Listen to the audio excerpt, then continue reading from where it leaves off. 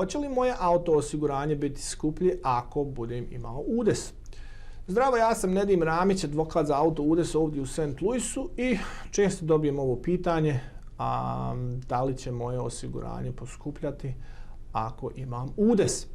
Moramo razlikovati između dvije vrste udesa. Znači udes gdje ste vi krivi i udes gdje vi niste krivi.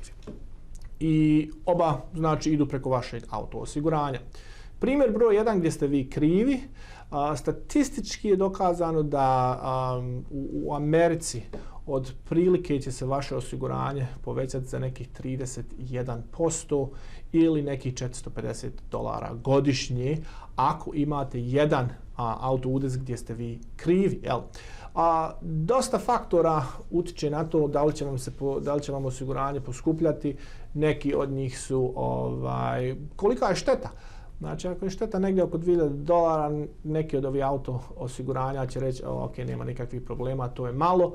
Međutim, ako nanesete veliku štetu i velike tjelesne ozljede, onda možete očekivati da će vam se osiguranje povisiti. Jel? U Missouriju specifično, znači prosječno osiguranje za godinu dana košta nekih $1288.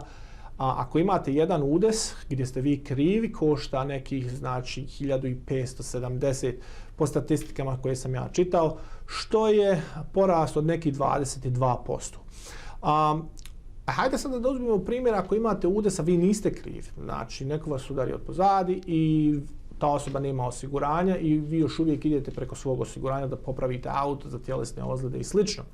Zakonski gledajući na to, osiguranja ne smiju vam povećati osiguranje samo za taj jedan udes gdje nije vaša krivica.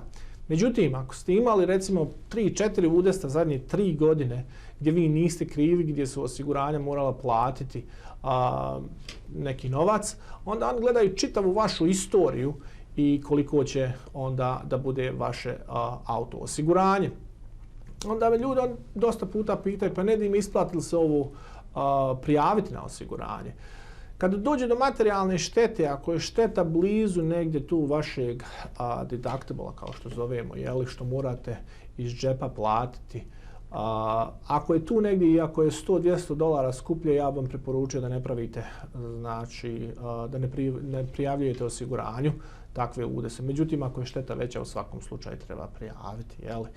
I onda neka osiguranja ovdje imaju programe gdje vam oprosti prvi udes. Neka od njih naplaćuju malo više za te usluge, to jeste kao prvi put će vam dati džaba gratis, ako prouzrokujete neki udes i nećemo vam povećati auto osiguranje cijenu.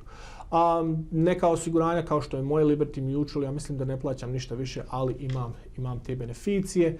Neka oni zahtijevaju da ste sa njima par godina prije nego što možete dobiti te beneficije. Treba se u svakom slučaju raspitati da li vaše osiguranje ima to, pošto može utjecati na cijenu nakon udesa.